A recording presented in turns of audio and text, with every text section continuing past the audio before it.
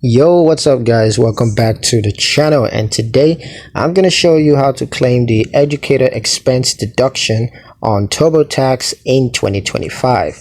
It's going to be a quick one. We're not going to waste too much time on this one at all.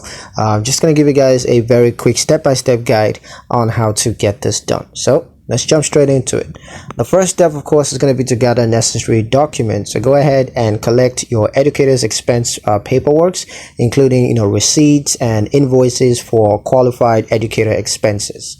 Once you have all those documents gathered, just go ahead and log into Turbotax.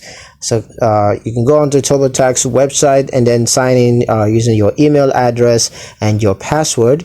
And once you're logged into your account, you're going to select the tax year that you want to claim the educator expense deductions for. Next, you're going to select, just choose deductions and then select educator expense as your deduction type.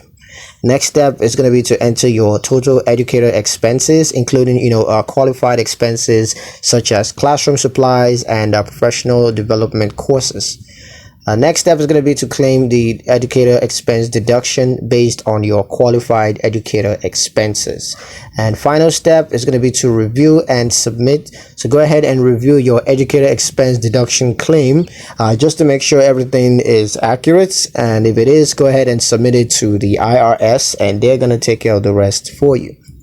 So yeah, that's pretty much it on how to claim the educator expense deduction on Turbotax in 2025. I hope you guys liked the video. Hope you found the information useful enough. If you did, like the video, comment down below, let me know what you thought. Share the video with your friends and subscribe to the channel if you haven't done so already. And I'll see you guys in the next one.